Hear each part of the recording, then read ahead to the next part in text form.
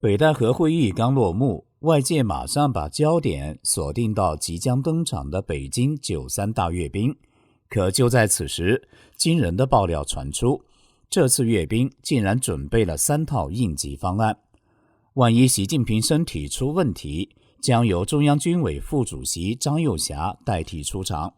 这个消息直接把习近平逼上了高原。8月20号，他拖着病弱的身子，硬是飞到海拔3600米的拉萨，来了一次旋风式的高原秀肌肉，仿佛在对外宣布，谁说我不行，阅兵的主角还是我。但问题是，他这一趟真的立住了吗？还是暴露出军权旁落，张又侠暗中加码的残酷现实？观众朋友们好，这里是大师局，我是邵峰。北京青年报旗下正知新媒体8月21号报道，中共陆军82集团军某合成旅1级军事长丁辉在接受媒体采访时说，我们这些受阅装备不是为了阅兵而造，而是打仗的装备，可以从演训场开到现在的阅兵场，也可以随时一声令下从阅兵场开向战场。阅兵亮相的时候，你们会看到它是一个作战的模块编组，包括我们的受阅姿态全是按照作战的姿态来调设的。丁辉还告诉记者，此次参阅的单个装备方队或由多种多型装备构成，以战斗编组的形式组合在一起，招之即来，来之能战，战之必胜，这是我们的精神内核。丁辉的话让人联想到当下中共内部权斗激烈的背景下的以演练93大阅兵的名义下的各种异动。这次阅兵筹备过程中，中共军委副主席张又侠多次绕开习近平，自行调兵布防，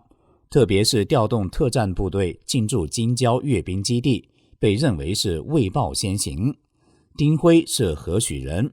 据中国多家媒体报道，丁辉出生于1975年，辽宁开原人，1993年入伍。他是个坦克迷，刻苦钻研，是个实实在在的坦克兵。他曾5次参加阅兵，4次驾驶坦克方队头车。今年他将第6次参加阅兵，担任参阅装备方队第1车驾驶员。而张又侠作为军委副主席，一直负责全军装备和训练，一定能影响到82集团军的坦克部队的建设。而82集团军又被视为张又侠的嫡系部队。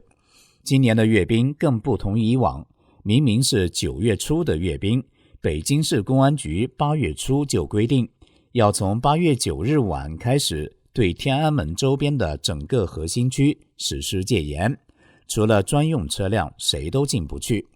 北京地铁公司也宣布，多条路线的关键站点要么关闭整个车站，要么封闭出入口。另外几十条公交途经核心区时也要绕行。据北京公开消息，北京天安门旁的故宫、中国国家博物馆也从8月16日中午起提前闭馆。大宇在自媒体上说，有媒体记者在今年发现，在天安门旁边的中山公园有好几处用绿色铁皮围起来的临时军营，里面有剃着平头的军人进进出出。有人爆料说，中山公园囤积着大量的武器弹药。中共军队之间历来是互相不信任的，这些军人未必是参加阅兵的人员，很可能是监督阅兵部队的人员，这是有先例的。1989年6月4日前夕，北京发生了大量大学生和北京市民反对腐败、要求改革的运动。当时的中共军委主席邓小平为了维护共产党的统治权，决定镇压。他曾经命令4支部队从4个方向进入天安门广场，对现场的学生开枪镇压，再安排另外的部队藏在天安门广场周围的人民大会堂和历史博物馆，监视这批对学生大开杀戒的军人。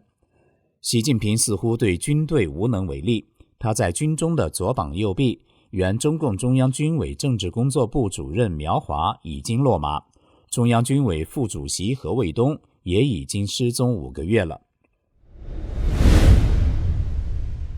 作为中央军委主席，习近平对军中的影响力在西藏之行中完全露馅了。习近平8月20号接见了驻藏的军队上校以上的军官。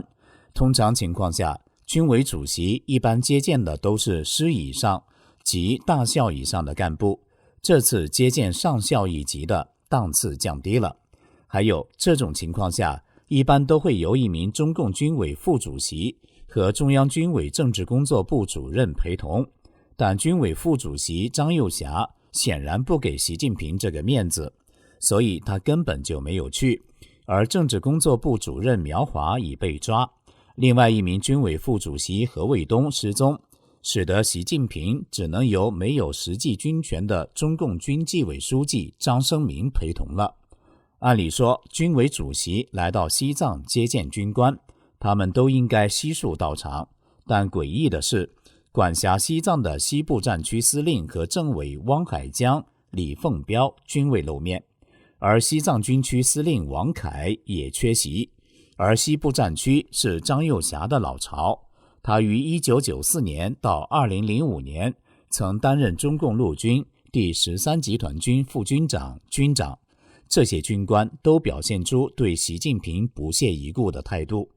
西部战区在5个战区中面积最大，是除云贵两省外的原成都军区和原兰州军区的结合体。司令部驻成都，领导和指挥四川、西藏、甘肃、宁夏、青海、新疆和重庆等地所属武装力量，下辖第13、第21、第47集团军等部队。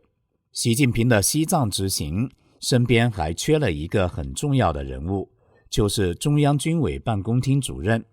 习近平原来的亲信大秘钟绍军曾长期担任军委办公厅主任一职，但不知何故，钟绍军去年被发现已经到国防大学去担任政委。独立时评人蔡胜坤曾爆料，从福建31军出来的方永祥接替了中央军委办公厅主任的角色，但一直没有对外公开。去年习近平到地方去考察时，都是方永祥陪同的，说明他已经实际上扮演了中央军委办公厅主任的角色。但是习近平西藏之行，方永祥并没有陪同，显然他也出事了。现在看来，习近平说是军委主席，但手下已经没有将领，无疑成了光杆司令了。军队方面根本就没有把习近平到西藏当一回事儿。中共的93大阅兵是一场军事的表演，也是一场综合性的战略沟通。从中共军队的新武器的检视，到全球南方领导人的出席，从习近平对二战叙述的公告，到普京的访华与中俄对未来秩序的探讨，这一切都使得阅兵成为观察中国军事、政治、外交与战略走向的一个缩影。中共想窃取中华民国国军抗战的成果，来书写自己在二战中的历史叙述，借用阅兵为中共提供了一个重新讲述故事的平台，并以此证明中共有资格作为国际秩序的重要缔造者，而不是被动的接受者。中共要在国际格局的塑造中发挥主导性作用。如今大权旁落的习近平自身难保，他还有兴趣扮演给世界指明方向的角色吗？您怎么看呢？请留言告诉我们。这里是大时局，感谢您的陪伴与思考，请订阅、分享并打开小铃铛，一起在动荡中坚守真相，在黑暗中点燃希望。